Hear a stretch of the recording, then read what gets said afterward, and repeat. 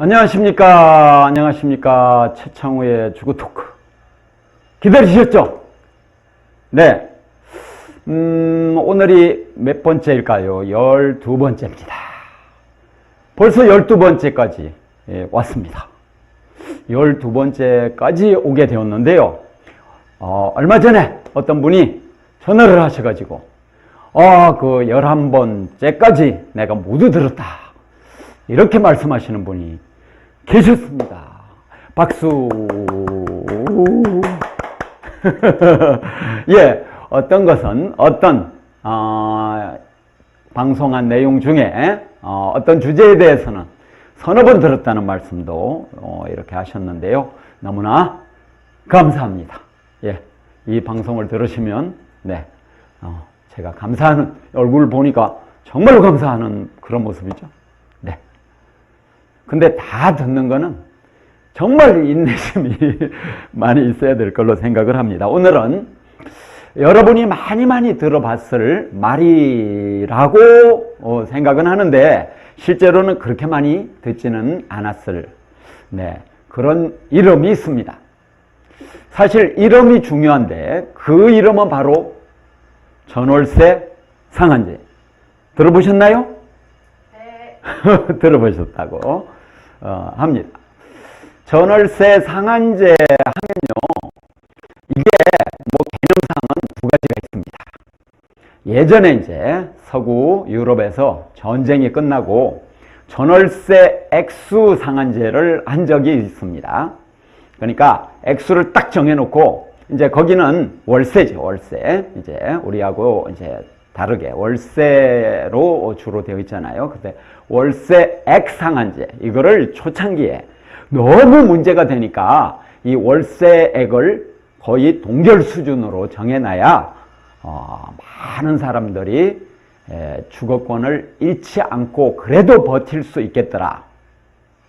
그런 거였습니다. 예.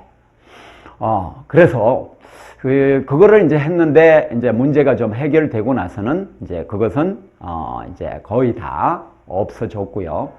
인상률을 통제를 하는 인상률 상한제, 이제 이것을 도입을 하게 되었던 것입니다.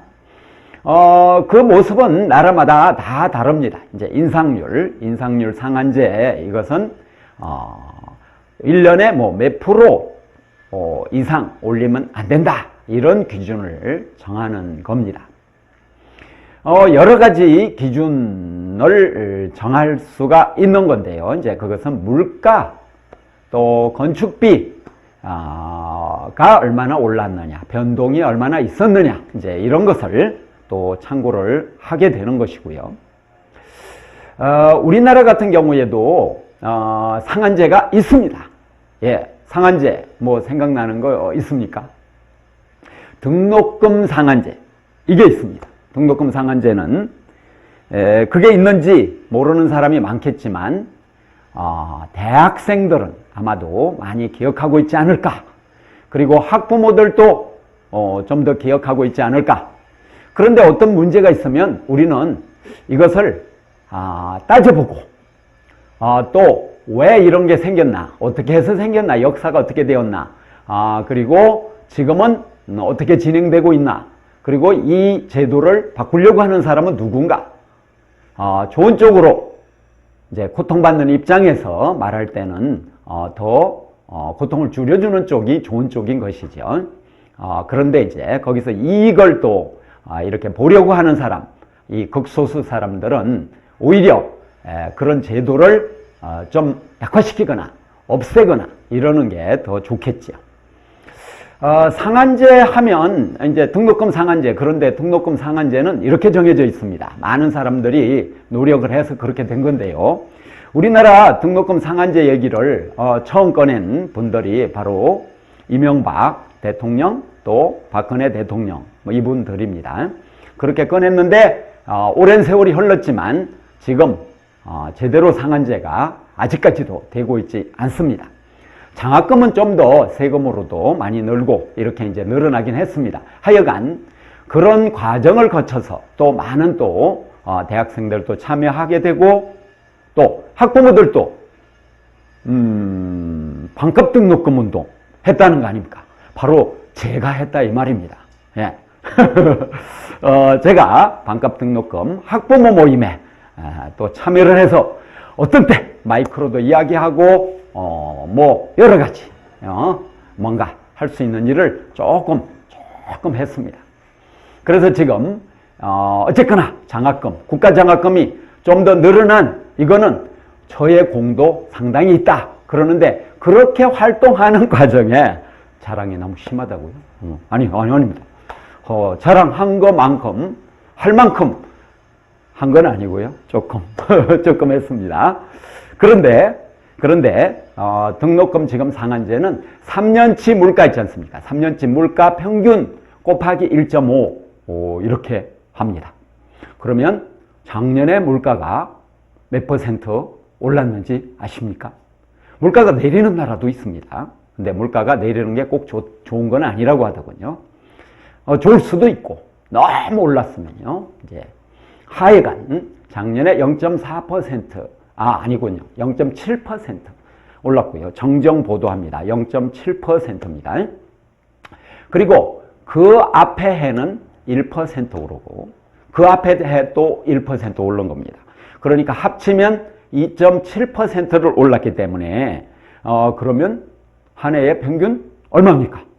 0.9% 이렇게 올랐죠. 이거 곱하기 1.5 하면 1.5%가 좀 안 되는 거죠. 그 이상은 어떤 대학도 지금 올릴 수가 없습니다. 그래서 제가 듣기로는 포항공대에서 뭐 1%대 이렇게 올리려고 이번에 했다는 얘기는 들었습니다. 그런데 이제 관련 단체들에서 반값 등록금 운동을 하고 있는 그런 단체들 또 대학생 모임 이런 데서 의사표시를 한 겁니다. 그거 왜 올리냐? 그건 좀 지금 아닌 것 같다. 이렇게 얘기하는 데까지만 저는 들었습니다.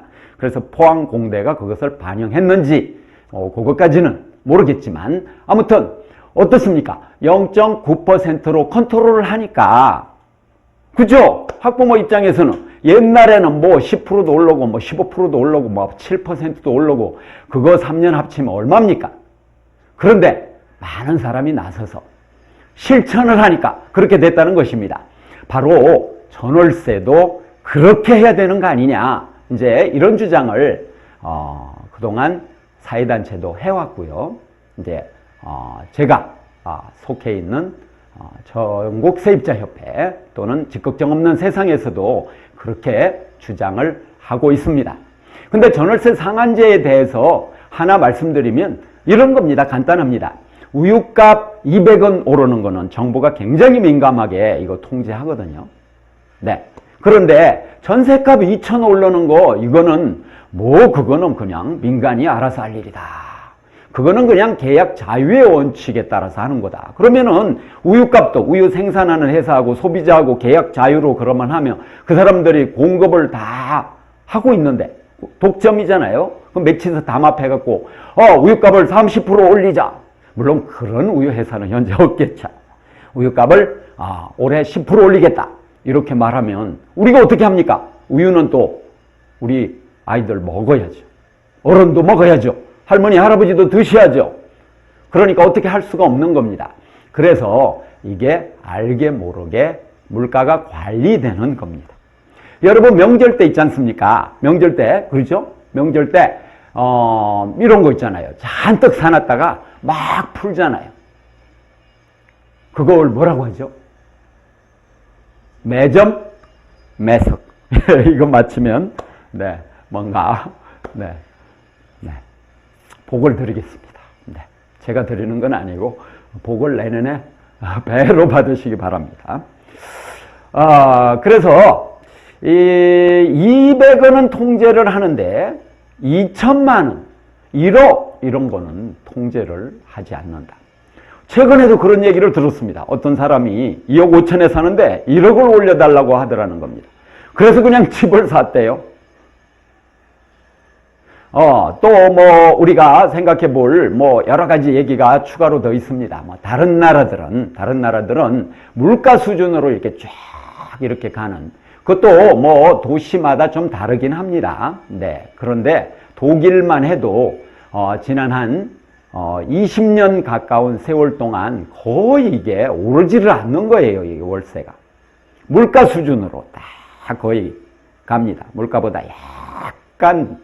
근데 물가가 한 해 뭐 1%대 이런 정도밖에 안 오르니까요. 그러면 10년 올라도 어떻습니까? 10%. 우리는 6년에 50%. 막 이렇게 전세가가 올라 제끼니까 살 수가 없다 이겁니다. 살 수가 없죠. 네. 제가 엊그제 피켓을 가지고 한번, 네.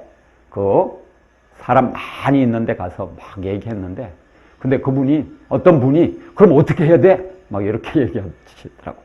그래서 카페에 가입하세요. 그러면 돼? 그럼 어떻게 그게 돼? 많이 거기 가입해 보세요. 되죠. 됩니다. 모이면 됩니다. 이렇게 말씀드렸는데요. 아무튼 전월세 상한제 이것을 그동안에 이제 주장을 하니까 이거에 대해서 반대로 막 비판하는 사람들이 많이 있었습니다. 근데 그 비판하는 사람들, 이 사람들이 누구냐? 정부입니다. 정부가 막 비판하고 집권당이 비판을 하고.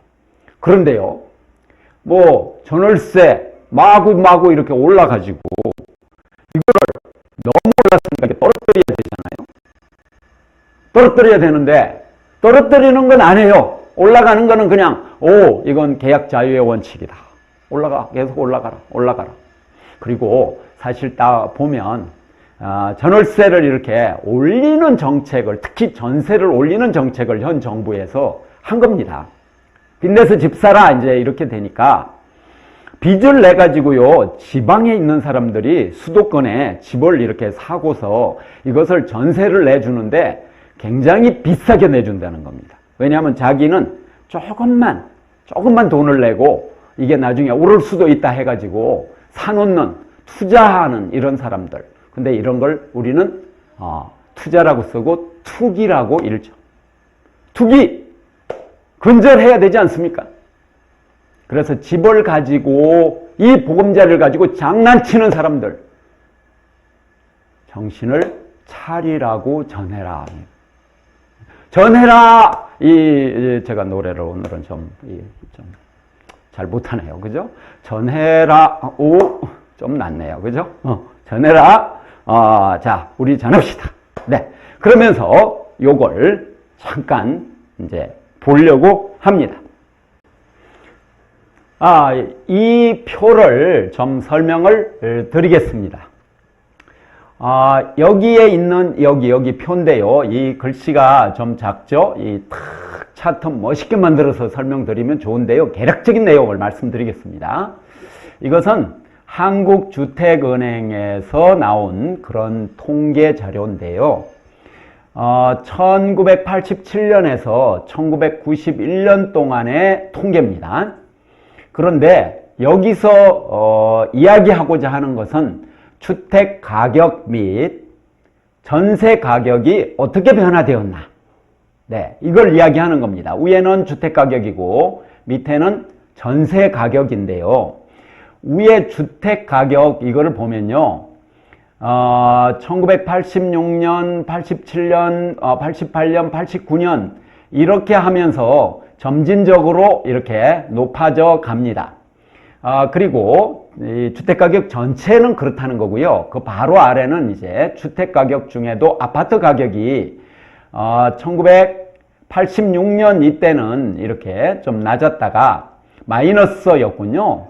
그 다음에 1987년도에 10%, 88년도에 19%, 89년도에 20%, 그 다음 해에 32%.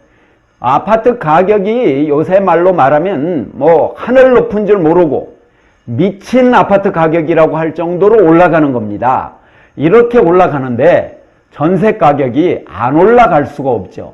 대체로 전세 가격하고 아파트 그 가격, 주택 가격이 일치하는 것을 이 통계는 보여줍니다. 네, 이 말씀을 일단 하나 드리고요. 그리고 전세 가격 중에도 아파트 가격이 더 많이 뜁니다. 그래서 아파트 가격은 1987년 그때가 6월 항쟁이 있는, 그리고 노동자 대투쟁이 있는, 그리고 대통령 선거가 있었던 바로 독재 타도, 직선제 개헌, 이거를 국민의힘으로 했던 바로 그 역사적인 1987년 아닙니까? 근데 그 해에 주택 가격은 10%, 11% 뛰었고요. 전세 가격은 24% 뛰었습니다. 아파트 기준입니다. 그 다음 해는 주택 가격은 19% 뛰었고, 그리고 전세 가격은 12% 뛰었습니다. 그 다음에 1989년에 아파트 가격은 20% 뛰었고, 그리고 아파트 전세 가격은 22% 뛰었습니다. 20%와 22% 비슷하죠. 여기까지 말씀을 드리는 건요, 지금 3년치를 일단 말씀드렸는데요. 다시 한번 말씀드려 보겠습니다. 주택 가격 중에 아파트 가격이 1987년 6월 항쟁이 있는 해에, 그 해에 11%, 그 다음 해에 19%, 그 다음 해에 20% 이렇게 뛰었다 이겁니다. 그리고 전세 가격 중에 아파트 가격은 1987년 24%, 그 다음 해에 13% 약, 그 다음에 1989년 22%. 그러니까 뭐 20% 근방으로 계속 뛰고 있었다는 것이죠. 평균 한 17% 정도 이런 거 정도로 뛰었고요. 그리고 그 다음 해까지 이렇게 합치면 더 이제 뛰었는데요. 1989년도에 주택임대차 보호법을 개정했다 이겁니다. 그러니까 6월 항쟁이 있고 나서 2년 후에 그 연말쯤에 주택임대차 보호법, 이 법을 개정을 했는데 1년에서 2년으로 연장을 했다 이겁니다. 1년에서 2년으로 연장을 했더니 폭등을 했다, 사람들이 그렇게 얘기를 하는 겁니다. 그런데 제가 말씀드리고 싶은 거는 아파트 가격이 그 이전부터 내리뛰고 있었고, 아파트뿐만 아니라 다른 주택도 내리 3년을 뛰고 있었다. 그리고 전세 가격도 아파트 가격이 마구 뛰고 있었고, 그리고 전세 가격 전체도 또한 평균적으로 뛰고 있었다. 이렇게 내리 3년을 뛰고 있다가 이 임대차 보호법을 만든 89년도 12월 달에 만들었는데요. 그 다음 해까지 계속 뛰었다. 이런 겁니다. 그러니까 그 앞에 추세적으로 계속 가격이 뛰었는데 너무 미친 전세값처럼 올라갔는데, 그런데 이 법을 만들어서 뛰었다라고 엉뚱한 논리를 핀다는 것입니다. 그동안에 뭐 서승환 국토부 장관, 강모 국토부 장관, 누구 막 국토부 장관은 맨날 이런 이야기를 해요. 전월세 상한제 도입하면 이때 뛰었기 때문에 앞으로 뛸 것이다. 이렇게 얘기하는 것이죠. 그리고 국회의원들 중에도 그렇게 얘기하는 사람이 특히 여당 국회의원에 많이 있습니다. 그리고 새누리당, 그 이전에는 한나라당입니까? 예, 그 당의 지도부들이 또 그렇게 또 이야기를 하는 겁니다. 이거 도입하면 뛴다. 그런데요, 이거를 도입하기 이전부터 이렇게 뛰었는데, 근데 왜 뛰었느냐, 이렇게 얘기를 해봐야 됩니다. 그래서 그 생각은 좀 이따 하기로 하고요. 밑에 이 그래프를 한번 잡아 보겠습니다. 요거 한번 자세히 보시면요. 이제 요 위에 설명해 놨던 이 통계를 이 아래에다가 반영을 한 건데요. 이 아래 이 그래프의 흐름을 보면 이것은 전세 가격만 여기다가 지금 표시해 놓은 겁니다. 그러니까 전세 가격 평균을 여기다 표시해 놓은 거죠. 그러면요, 여기서 한번 보시겠습니다. 1987년 제가 그 6월 항쟁 그 해라고 말씀드렸죠. 이때 어떻습니까? 19%가 뛰었고, 그 다음에는 조금 약해졌어요. 그때 많이 뛰었기 때문에. 그 앞에는 이제 좀 한 자리 숫자였습니다. 근데 거의 20% 가까이 이제 뛰었고, 그 다음에 많이 뛰었으니까 13% 약간 그리 내려앉았다가, 그 다음에 17%로, 그러니까 이 법이 통과되었다고 하는 해에 13에서 17%로 그러니까 약 얼마입니까? 4% 정확히 4.2%가 올라갔고요. 그 다음 해에 16.8%로 약간 줄었고 그리고 그 뒤로 1.9, 7.5, 2.4, 4.5, 3.6, 6.5, 0.8 이래가지고 쭉 계속 내리 오히려 더 떨어졌던 겁니다. 그러니까 이 진실을 이야기하지 않고 뭐라고 얘기합니까? 그거를 만들었더니 폭등을 했다. 그렇다면 그 이전에 올랐던 비율에서 그 전해에 올랐던 비율이 17%인데 그리고 13%고 17%고 그 앞에 19%고 그러면 대강 한 평균 한 16% 정도 되거든요. 그러면 이것이 폭등을 했다 그러면 한 36% 또는 30% 이렇게 올랐어야 이 논리가 맞는다는 것이죠. 근데 이때 왜 이렇게 많이 올랐느냐? 이때 6월 항쟁 때 어떻습니까? 그동안에 임금이 억눌려 있다가 말이죠. 억눌려 있다가 그게 6월 항쟁으로 이 노동자들 월급이 일단 상당히 많이 올랐습니다. 상당히 많이 이제 오른 것도 있고 그리고 이 시기에 베이비 부머 세대들이 이제 뭐 그야말로 시장에 막 나온 거예요. 이제 결혼하고 이 집이 필요한 겁니다. 집이 막 그래서 새 집이 필요한 거죠. 그때 인구가 폭증을 했기 때문에요. 예, 그게 필요하고 그리고 이때 아파트 가격도 높았지만 경제 성장률도 높았습니다. 물가도 높았습니다. 다 높았던 거예요. 은행 이자율도 높았습니다. 이렇게 다 같이 이렇게 높았었는데 우리 역사에서 보면요, 이 전월세 가격이 이렇게 엄청나게 오르는 건 3차례가 있었습니다. 그런데 한 번 올랐다 그러면 내리 3, 4년씩 오르는 이런 특성을 가지고 있습니다. 이때 그 6월 항쟁 이후에 4년 동안에 올랐던 거 이걸 합치면 한 60% 올랐어요. 이렇게 올랐고요. IMF 때는 여기 표 보시면요. 이게 IMF입니다. IMF가 나니까 이 폭락을 한 거죠. 근데 그동안 너무 올랐기 때문에 이건 사실 폭락이라고도 할 수 없습니다. 그동안에 쭉 내리 4년 20% 가까이 올라 제꼈는데 이때 18% 한 해 내렸다고 해서 이걸 폭락이라고 말할 수는 없는 것이지만 어쨌거나 이렇게 폭락을 했습니다. 그 다음에 다시 또 폭등을 했어요. 또 한 해 만에 아예 뭐 IMF가 극복이 됐다 이러니까 또 폭등을 했어요. 그래서 극복이 됐다 막 이런 게 말이죠. 이 세입자한테는 별로 좋은 게 또 아닌 경우도 이런 경우가 된다고 생각이 듭니다. 그리고 나서 그 이후에 내리 또 3, 4년 올라 제꼈습니다. 그리고 나서 2008년 또 금융위기가 왔죠. 예, 그리고 그 이후에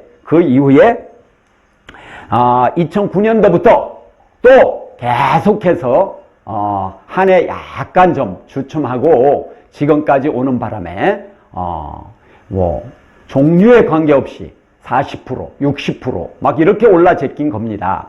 그러면 그 이전에 87년도에 쭉 그렇게 올랐고 그리고 IMF 직후에 또 쭉 올랐고 2009년도 이후에 또 쭉 올랐잖아요. 그렇게 올른 거 그걸 합치면요. 그게 뭡니까? 세입자의 한숨과 고통과 처절한 생활 어떤 투쟁이라고 할 수 있겠죠. 생존 투쟁 이런 겁니다. 그러면요. 제가 다르게 얘기를 해보겠습니다. 지금 전월세 상한제 막 이렇게 얘기하니까 많은 사람들 특히 국민들이 그러는 거 아닙니다. 정치권에 있고 여권에 있고 그리고 경제 관료 이런 사람들 기재부 장관, 국토부 장관, 국토부 차관 이런 사람들 지금 울산시장 된 김기현 씨 이 사람은 한나라당 정책위원장이었는데요. 이 사람 그리고 시민단체에서 이번에 낙선 대상자로 지목을 한 이노건 의원 노원구 이 의원이죠. 이 의원도 전월세 상한제를 도입하면 폭등을 한다. 그리고 그러면서 이때 폭등을 했다 이렇게 얘기하는 겁니다. 그런데요. 그 해 이렇게 그 다음 해에 보면요. 2월 달에 쭉 올라간 통계가 있긴 있어요. 한 달 동안. 그런데 그 해 가을로 가면서 마이너스 통계가 이게 형성이 된 거예요. 그래서 마이너스가 여러 달 있습니다. 그래서 평균적으로 이렇게 본다 그러면은 그 앞에 해나 뭐 비슷하고, 그리고 나서 그 이후에 쭉 안정됐다. 이 표가 그렇지 않습니까? 이거 잠깐 다시 말씀드려보죠. 여기가 이렇게 많이 올랐던 겁니다. 그렇죠? 여기 많이 이렇게 올랐는데, 그리고 나서 이렇게 계속 떨어지잖아요. 이렇게 안정됐잖아요. 안정돼. 한 자리 숫자 한 3%, 4%대로 여기 안정이 되었다가 IMF가 온 거지 않습니까? 그러면 이 표가 이렇게 올랐던 게 이렇게 올라가야 이게 폭등이지, 아니면 그냥 현상 유지됐다 이렇게 얘기를 하던가 그래야 되죠. 이거는 완전히 국민을 우롱하는 일입니다. 국민이 정확히 이런 문제에 관심을 많이 갖고 파악을 지금 못하는 게 사실입니다. 그러니까 이런 이야기가 뭔 얘기인가 싶을지도 모릅니다. 이건 많이 알고 계신데 제가 이렇게 말하는지도 모릅니다. 그러면 용서를 해주시기 바랍니다. 예. 자, 그래서 이거 지금 잘 보셨죠? 잘 보셨는데 이쪽으로 가보겠습니다. 이쪽으로 잠깐 가보겠습니다. 이게 여러분 많이 들어보셨을 거예요. 이 김현정의 뉴스 쇼, 네, 예, 이 방송을 선전하려고 하는 건 아닙니다. 예, 제가 앵커를 하는 게 옛날부터 꿈이었거든요. 근데 앵커가 이제 안 되다 보니까 이렇게라도 풀으려고. 근데요, 여기에 보면 이 이노건 의원이 이렇게 인터뷰하는 내용이 나와 있습니다. 김현정, 이노건, 김현정, 이노건, 김현정, 이노건 이렇게 쭉 얘기하는데요. 여기에서 보면 이 보좌진들이 이게 잘못 이야기를 해준 것 같은 느낌이 들어요. 여기에서 보면 상한제 5%로 제한하는 경우 그 소식이 나오자마자 미리 앞당겨서 전월세 이걸 확 올리게 됩니다. 이것은 89년하고 90년도 당시에 한 달에 최고 12%까지 올린 역사가 있습니다. 그 통계가 어떻게 되었던지 간에 아무튼 좀 어느 달 2월 달에 쫙 올라간 거 있는 건 사실입니다. 그런데 요렇게만 얘기를 하는데 그해 마이너스가 났다는 얘기를 하지 않음으로써 국회의원으로서 균형 감각을 완전히 잃고 사실을 호도하는 것이죠. 그러시면 안 됩니다. 여기까지만 말씀드리겠습니다. 자, 그리고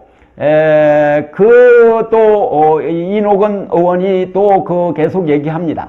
이 부작용이 있었다는 걸 계속 이렇게 강조하면서 그렇게 되면 주택 공급이 줄어들 것이다.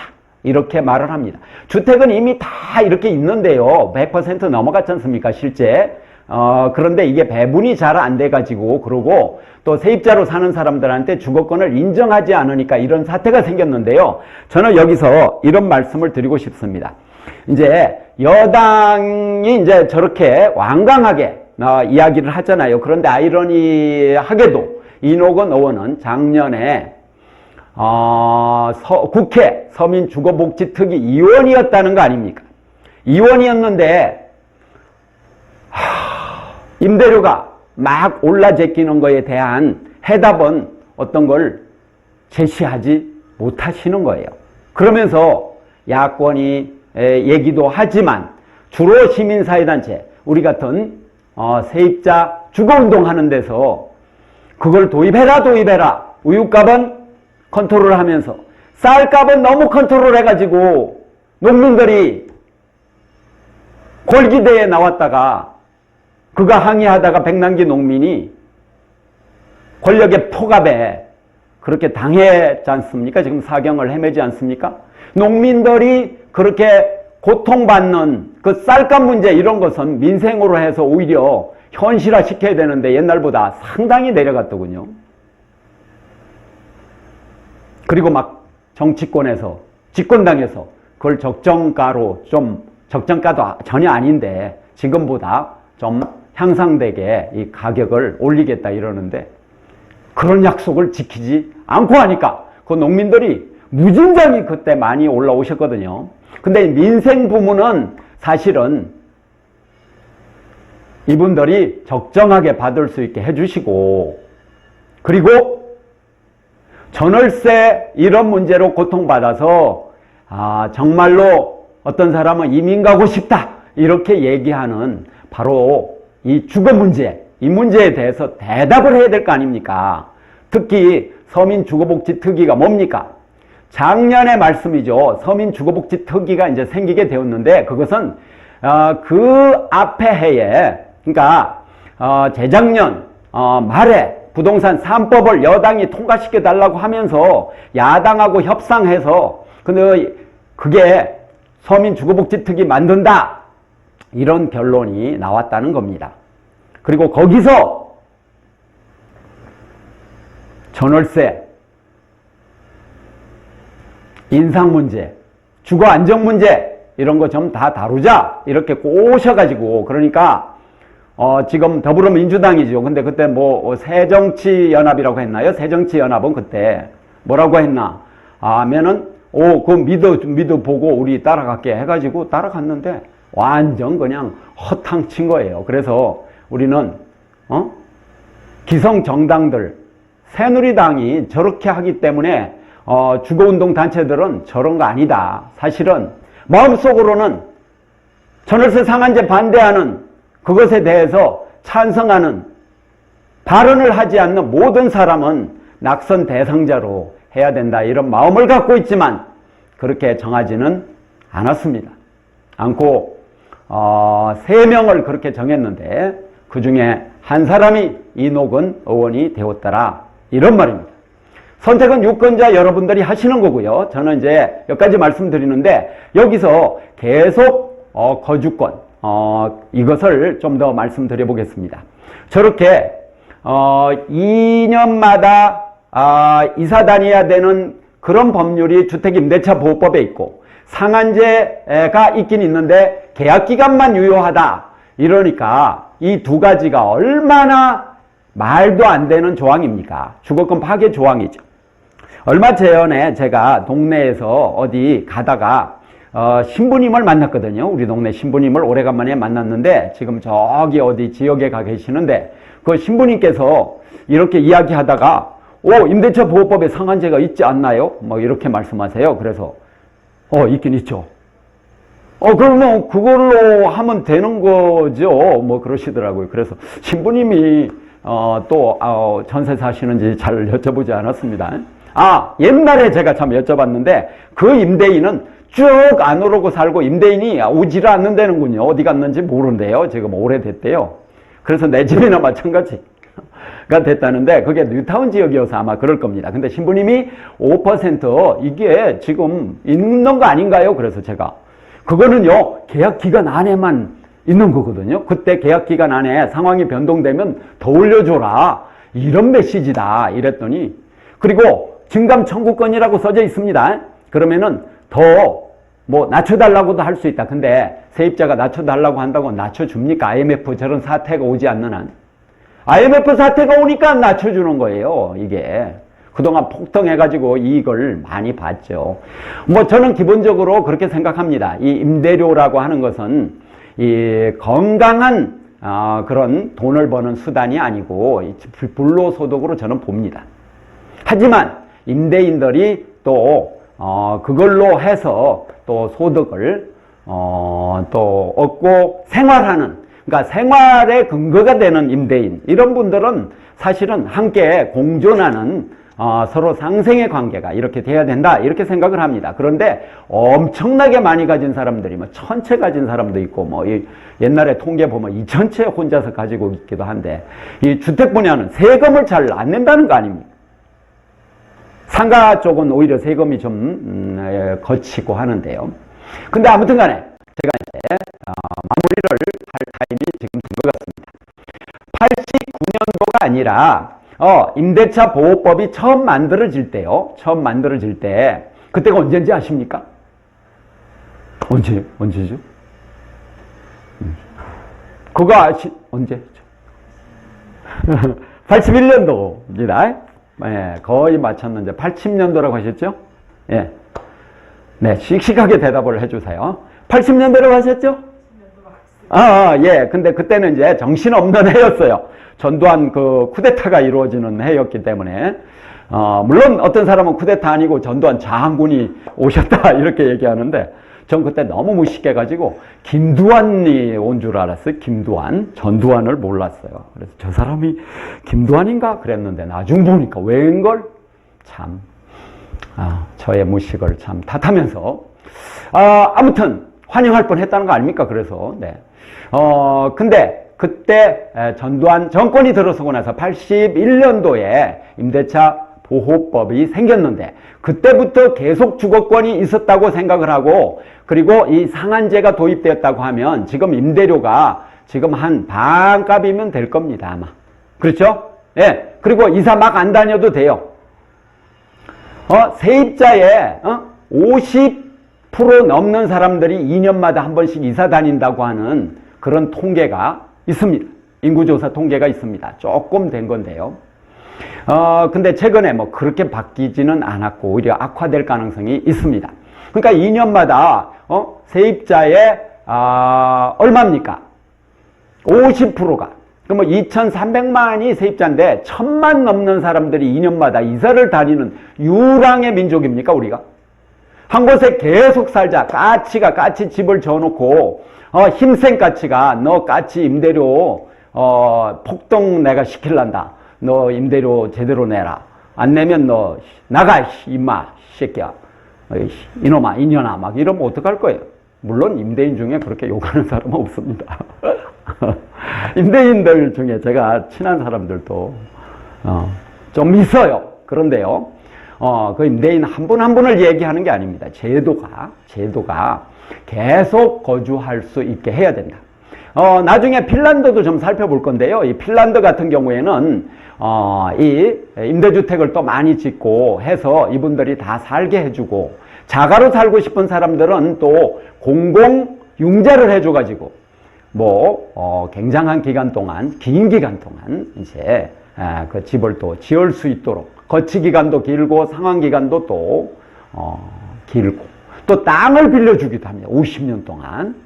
근데 이제 그렇게는 못하더라도 한 곳에 계속 살게 하는 핀란드, 다른 나라, 모든 나라 한 곳에 계속 살 수 있는 미국, 이런 곳 다 한 곳에 계속 살 수 있는 이것은 문명 국가는 물론이고, 아프리카 여러 나라들도 다 그렇게 합니다. 그러니까 우리는 앞으로 그런 방향으로 가야 된다. 그러니까 야당도 2년 제도를 4년으로 연장하자 이러지 말고 계속 거주권을 주장을 해야 된다. 그런 의미에서 이번에 노동당하고 녹색당이 10년 주거권을 주장을 했다고 하는데 박수를 쳐드리고 싶습니다. 선택은 여러분이 이거 제 생각이다 이거죠. 좋다 이런 겁니다. 다른 당도 한 15년, 20년 주거권 이런 것은 최소한 이야기해야 되지 않느냐. 그리고 물가 기준 상한제를 하게 되면 전년도 물가면 작년도 0.7% 올랐으니까 이걸 기준으로 하는 상한제를 적어도 한 10년 도입을 한다면 제도적으로 그렇게 하면 실질적으로 동결이 되는 거 아니냐. 이런 방법 말고 10년 동안 쭉 동결하는 법을 만들어서 할 수도 있겠지만 너무 주거난이 이렇게 심각하면 사실은 정권이 정말 좋은 정권이 들어서고 주거 정권이 들어서면 그러면은 10% 인하를 하는 이런 조치를 할 수도 있지 않을까요? 임대인이신 분들은 유감으로 생각한다면 저한테 나중에 말씀해 주시기 바랍니다. 자, 오늘은 계속 거주권 이것이 얼마나 소중한 것이며 그리고 전월세 상한제에 대해서 여러 가지 비난하고 하는 이런 것이 근거가 없고 폭등했다 이런 논리는 앞뒤가 맞지도 않는 얘기고 상한제 이런 거 도입 안 하겠다고 하는 그 자기들의 개똥철학 이것을 밀어붙이는 것밖에 안 된다 이렇게 생각이 저는 드는 것입니다. 여러분은 어떻게 생각하십니까? 오늘은 여기까지 끝내야 될 것 같습니다. 안녕. 네, 감사합니다.